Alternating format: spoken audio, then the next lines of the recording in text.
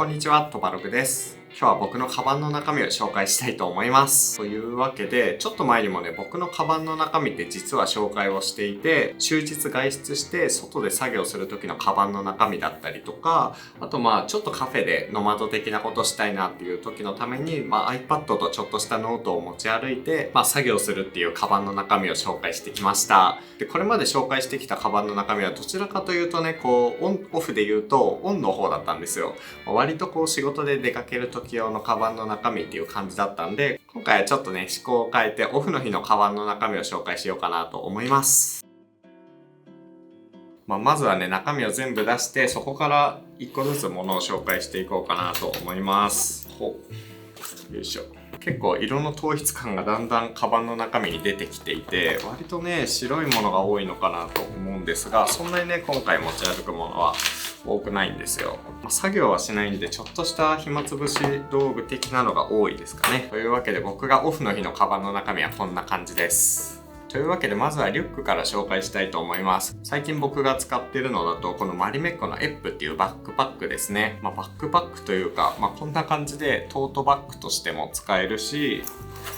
ここの後ろを伸ばせばこのままバックパックとして背負うこともできるというアイテムです。このバックパックについては実は動画でも紹介してるんですけど、去年の秋ぐらいにフィンランドに行った時にたまたま見つけて一目惚れをして購入したというものになってます。なんか黒いスクエアのバックパックで結構ミニマルな感じなんですけど、素材感が割と暖かくて、このキャンバス地でできた黒い布地が使われてたりとか、あとはここは天然の牛革を使ってるので、割とだんだん経年変化してきて、ここはね肌色から結構飴色になってきて、そういう変化も楽しめるバックパックですね。価格は現地で買った時だいたい2万円とかだったんですけど、日本で買うと多分3万5千円ぐらいだった気がします。で、中を開けると結構ね、作りはシンプルなんですよ。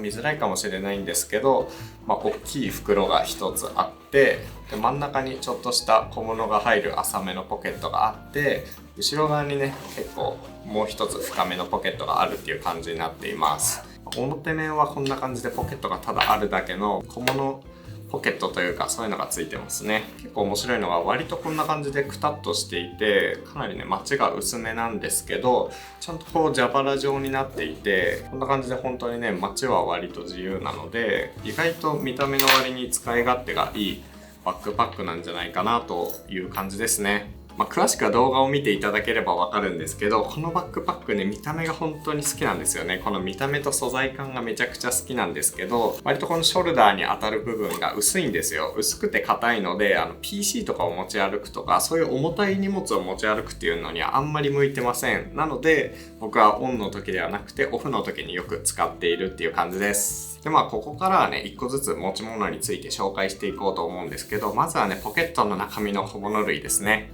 スマートフォンと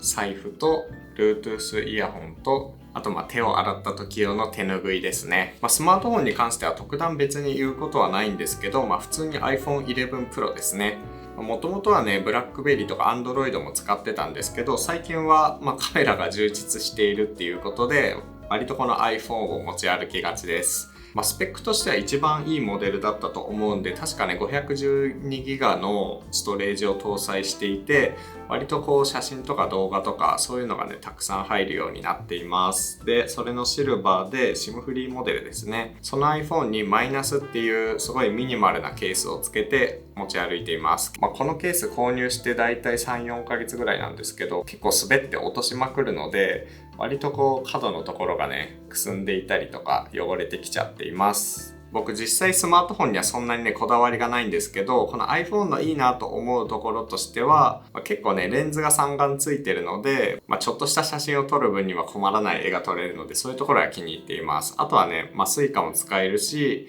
大体街中に行って必要になるアプリって iOS 大体対応してるので、そういう時にね使っているっていう感じですね。で財布なんですけど、財布については動画でもブログでも紹介してるんですけど、これはプレッソ L といって、一応僕が買開発したというか、僕が企画を考えて、プレリーっていう革小物メーカーさんと、あとドリップっていう結構仲良くしてる友達がやってる会社なんですけど、そことコラボレーションをして作った L 字型の財布ですね。見た目は割とオーソドックスな感じなんですけど、このサイズ感を彼らプレッソっていう財布を出していて、それとね企画を合わせて調整したっていうのと、あとこうやって開けてみると割とねこう開くようにしています。なので現金とか、カード類とか、あとここに小銭ポケットがあるんですけど、小銭もかなり取りやすくなっています。小銭もだいたいね30枚ぐらい入るんで、結構サイズの割には大容量なんですね。で、一番のお気に入りポイントとしては結構ここのポケットで、ここねクレジットカードとか、パスモとかそういうのを入れて、こうやって親指でスライドさせるだけで取り出せるようになってるんですよ。他のメーカーだとそもそもポケットがなかったりとか、ポケットがついててもこう上からだったりとか、結構ね使い勝手が難しいなって思ったところがあるんですけど、この場合だとこうやってスライドしてすぐ支払いができるので、そういうところはね結構こだわって作っています。カラーはブラックと、あと焦げ茶みたいな色と、あとヌメ革を使ったナチュラルっていうやつと、このグレーがあるんですけど、どれもこう品薄状態になってるくらい人気が出ていて、すごい嬉しい限りです。ありがとうございます。という感じで僕はこの財布を使っています。結構ね過去の動画にもたくさん出てきてるんですけど、これはビオプレイ E8 サードジェネレーションっていう完全ワイヤレスイヤホンですね。世の中に完全ワイヤレスイヤホンってたくさんあると思うんですよ。Apple が出してる AirPods とかもそうだし、ソニーも出してるしね、結構有名なオーディオメーカーたくさん出してるんですけど、僕はこれすごい気に入っています。普通にね音質が僕の好みで、割とフラットなんだけど中高音がしっかり出るタイプのイヤホンになっていて、であと素材感と色ですね、このすごいミニマルなグレーの感じが気に入っていて、であとこのカサカサとしてる感じなんですけど、ここ本当の牛の本革を使ってるんですよね。このさっき紹介した財布と近いような素材感なんですけど、かなり見た目も機能性もいいということで愛用しています。あと手拭いですね。最近やっぱりこういう時期なので手を洗う機会ってすごい多いんですよ。なので、一応こういうハンカチというか手拭いも持ち歩くようにしていて、今ちょうど入ってたのはこれ浅草の藍染め屋さんの染めの安房っていう店で購入した手拭いですね。なんか藍染めだけじゃなくてこういう染め物もやっていて、結構ね自社で手作りをしているそうです。そういうところも気に入って使ってるし、割と贈り物としても喜ばれるアイテムだったりするので結構ねおすすめです。はい、ポケットの中身は紹介してきたんですけど、これはちょっとねカバンの中身というか面白いもので言うと、このカメラですね。一応こう出かけるときはカメラを常に持ち歩いていて、面白いシーンに出くわしたりとか、ちょっとね疲れてきてなんか景色をじっくり見たいなっていう時は割とこういうカメラを使って景色を撮ったりしています。これはライカ M10 っていうカメラで、そのライカ M10 のシルバークロームっていうカラーのモデルになんか自分でこう革を張り替えて、ちゃんとしたなんかシュランケンカーフっていうんですけど、こういう革とかこういう革が結構好きで、そういう素材感に近いような革に自分で張り替えをしています。でこのカメラ普通のカメラと何が違うかっていうと、一応デジタルカメラではあるんですけど、レンジファインダーって言って、ここがね光学式の普通のガラスみたいになってて、それをこういうレンズでマニュアルで自分で距離を測って、全部こうやって感度だったりとかシャッタースピードもマニュアルでこうやって操作できて、こういう風にカタカタとやりながら自分で操作を合わせるのが結構ねやっぱり写真を撮ると楽しくて、そういうなんか動作というかそういうのがねすごい面白くて、このカメラを使っています。でレンズは同じくライカが出してるズミクロンっていうレンズで、確かねサードモデルだったかな。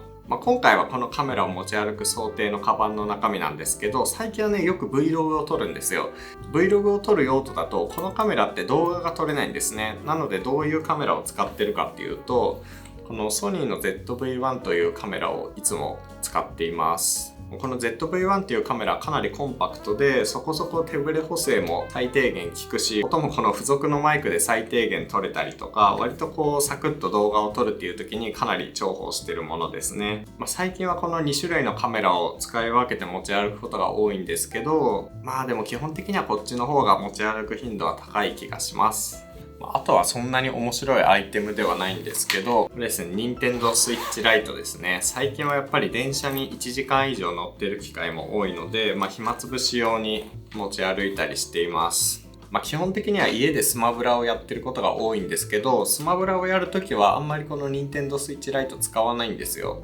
なので、時々このマリオカートやったりとか、あとファミコンとかスーファミで遊べたりもできるんで、そういうちょっとした暇つぶし用のゲームで遊んだりしています。で、この筐体カラーなんですけど、本当はね、グレーなんですよ。このグレーのカラーのスイッチライトに、このスキンっていう D ブランドっていうメーカーが出してるスキンを装着して真っ白にしています。結構僕白っぽいアイテムが割と好きなんですけど、スイッチライトって真っ白いの売ってないんですよね。こうやってシールを貼って統一感を出すようにしています。ちなみにケースも真っ白です。で、結構ね、最近電車の時間が増えて、ゲームをやるのもいいんですけど、ちょっとね、インプットもしていきたいっていう時のために、割とこの Kindle Paperwhite っていう Amazon が出してる電子書籍端末を持ち歩いて、本を読んだりすることも多いです。最近読んでる本とかだと、なぜデンマーク人は初任給で椅子を買うのかっていう本だったりとか、あとアートディレクターがビジネスリーダーに伝えたいことみたいなのとか、確率思考の戦略論みたいなそういうビジネス書も読むんですけど、最近結構読んでるのはドラゴンボールとかですね。ドラゴンボールの新しいやつを読んでたり、ファブルっていう殺し屋の漫画を読んでたりとか、あとちょっと前にね、インタビューさせてもらったんですけど、このマチネの終わりにっていう小説の漫画を描いてるホリプーさんのね、漫画を読んでたりとか、結構漫画と本を読み分ける感じで使っています。正直なところわざわざねこの Kindle Paperwhite を持ち歩かなくても、こういう iPhone で読めたりとか iPad でもね読めるんですよ。読めるんですけど、電車移動で充電がなくなってしまうのもちょっと嫌だなっていうのと、あとこういうねなんとか専用端末って僕基本的に結構好きで、読書をするなら Kindle Paperwhite がいいかなということでこれを使っています。本当にこんな感じでね、本を読むためだけのアイテムなんですけど、インスタグラムとかツイッターとかそういうね、通知も来ないし、メールの通知とかもそういうのもね、来ないんで、1時間の電車移動だったら割と集中して読み進めることができます。で、家に帰ってきたら、Kindle なり、iPad なり、スマートフォンなりで同じページから読み進められるんで、そういうところが結構便利ですね。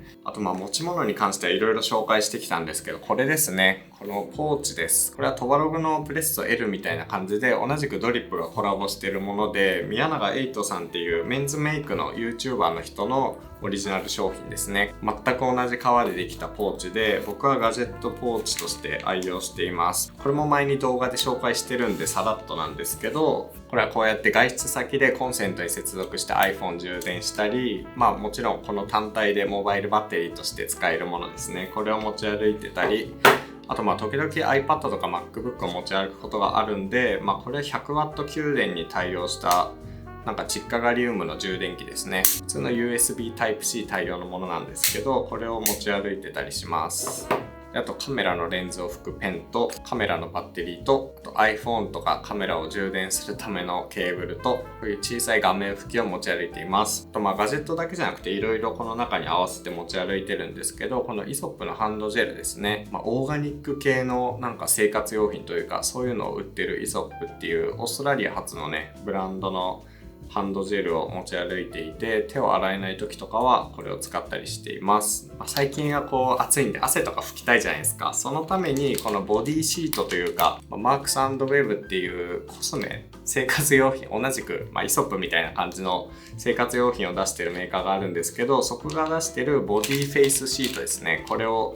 持ち歩いて、汗だくになった時は体を拭いたりしてます。で、ボディシートって結構いろいろあるじゃないですか。男性用のものもあって、もちろん僕もそれを使ってたんですけど、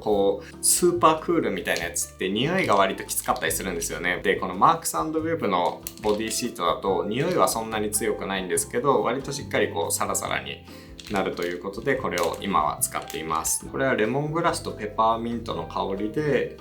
顔にも使えるタイプのものですね。一応確かオーガニックかなんかで、ペパーミントとレモングラスの天然精油の香りって書いてあります。15枚入りでだいたい600円ぐらいだったかな。それなりに高かった気がします。はい。あとはわざわざ紹介するものでもないんですけど、いつもこれを持ち歩いています。これはユーハ味覚糖と生駒製菓本舗っていうラムネで有名な会社というか、お菓子屋さんがコラボして作ったレインボーラムネミニというものですね。結構グミとかラムネとかそういう甘いちょっとしたお菓子が好きでよく持ち歩いてるんですけど、これ本当に美味しいんですよ。普通のラムネって大体ブドウ糖を使ってるんですよね。ブドウ糖を使ってるんで、ちょっとしたひんやり感があって、なんか大量に食べるっていう感じじゃなくて、ちょっといっぱい食べるとみたいなったりするんですけど、これに関しては砂糖とでんぷんで作られてるので、すごいね、ほろっと優しい甘みなんですよ。もちろん酸味料とか使われてたりするんですけど、結構ね、素材の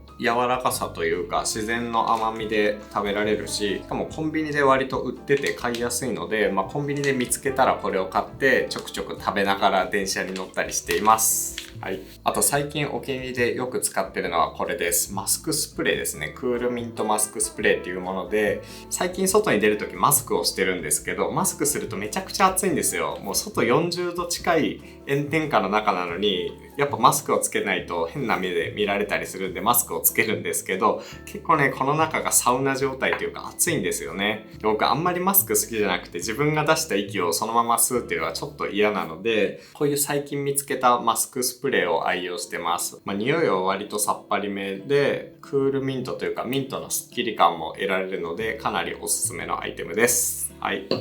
はい、という感じで僕がオフの日にちょっと都内に出かける用事がある時のカバンの中身を紹介してみました。基本的にあんまり外出する時ってがっつり仕事をするっていう気にならないんで、